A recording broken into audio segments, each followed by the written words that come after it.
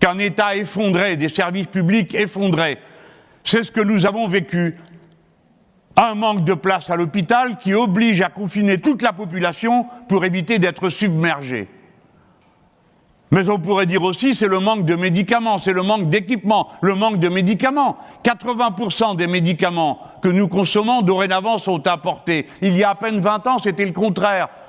On produisait 80% des médicaments qu'on utilisait. Je prends ces exemples pour vous dire, le même projet de dévastation est à l'œuvre pour le service public de l'énergie. Le même projet de dévastation est à l'œuvre pour le transport à la SNCF. Et rien, ni la pandémie, ni rien ne semble arrêter cette volonté, cette politique telle que la met en œuvre M. Macron. Tout cela, il faudra traiter avec. Et le pays aura été labouré, déchiré par les vagues de pauvreté qui déferlent sur lui. 10 millions de pauvres déjà. Mais la pauvreté, c'est pas qu'un thème de discussion, c'est pas qu'un chapitre dans un programme. La pauvreté, cela signifie des gens qui, du fait de leurs conditions matérielles, se trouvent entièrement bouleversés et, pour ainsi dire, reformatés par ce qu'ils vivent. La pauvreté, c'est un mot qui englobe des réalités terribles. C'est 100 000 personnes qui n'ont plus d'eau à la maison, parce que, bien sûr, c'est interdit de leur couper l'eau. Mais elle ne coule plus qu'au goutte à goutte. C'est 600 000 personnes à qui on retire l'accès à la lumière et au chauffage, etc., etc. C'est la faim qui, dorénavant, obsède un nombre croissant de familles, puisque, comme vous le savez, jamais comme à présent, il n'y a autant de monde qui vient dans les restaurants du cœur et dans toutes les structures de solidarité. En 2022, tout cela sera amplifié dans des conditions qu'aucun d'entre nous ne peut prévoir, mais dont tout le monde est certain que ce sera la réalité que nous aurons à traiter si nous gagnons quasi instantanément. Mais ce n'est pas tout.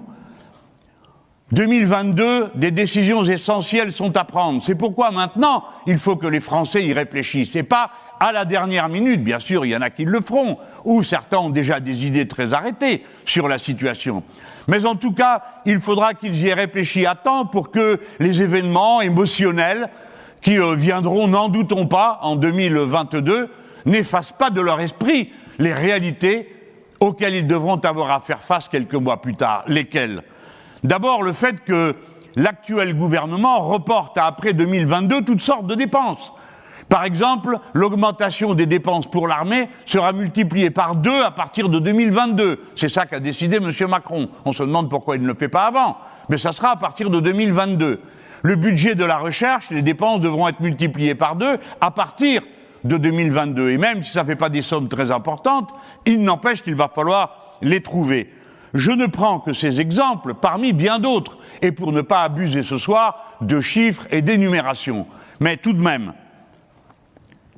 en 2022, au mois de juin, c'est-à-dire à peine 2 mois après qu'on ait changé de présidence, il faudra faire face au fait qu'arrivera à terme les emprunts garantis par l'État pour le petit commerce et les petites entreprises. Il y en a pour 132 milliards.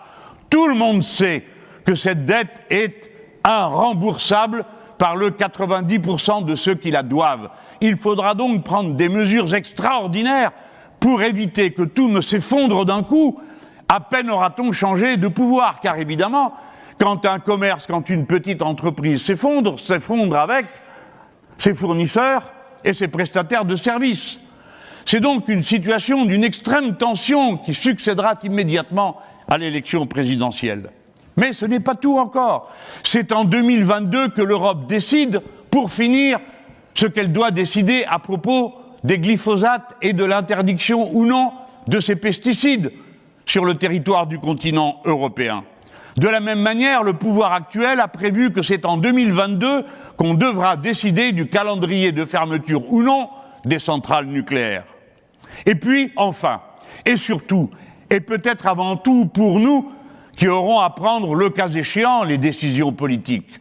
En janvier 2022, commence pour l'Europe la présidence française, ce qui signifie qu'à partir du mois de janvier, certainement, le président Macron aura tous les avantages de communication qui seront liés à la présidence de l'Union européenne.